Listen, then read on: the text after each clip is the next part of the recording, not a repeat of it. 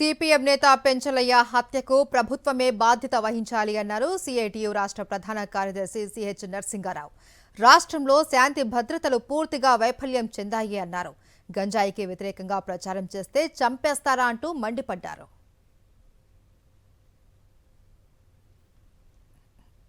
మండలంలో పెంచలయ్య హత్య అనేటువంటిది ఎంత విచ్చలవిడిగా ఈరోజు గంజాయి రాష్ట్రంలో ప్రవహిస్తుందో నిదర్శనం. ఇలాంటివి కొన్ని వందల ఘటనలు జరుగుతున్నాయి. ఎవరైనా స్థానికులు కానీ దాన్ని ఎదిరిస్తే వాళ్ళని హత్యలు చేసేదానికి కూడా వెనకాడడం లేదు. డాన్ కామాక్షి ముఠా పోలీసు కూడా చాలా నిర్లక్ష్యంగా వ్యవహరించింది. 4 రోజులకు కానీ ముద్దాయిలు పట్టుకోలేదు. నేరుగా ప్రత్యక్షంగా ఈ ముఠా చేసిందని అందరికీ తెలుసు. గ్రామంలో ఎవరనేది వీళ్ళు అడ్డుకుంటున్నారు. ఇతను మంచి యాక్టర్ కూడా.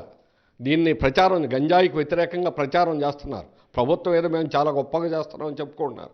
వీళ్ళు చేస్తున్నటువంటిది 1% కూడా లేదు. ఎక్కడ ఉంటారో ఎవడు మనం ఏం చేస్తారో కూడా తెలియదు. అటువంటి పరిస్థితులు అనేటువంటిది ఇప్పటికి కూడా సాగుతున్నాయి.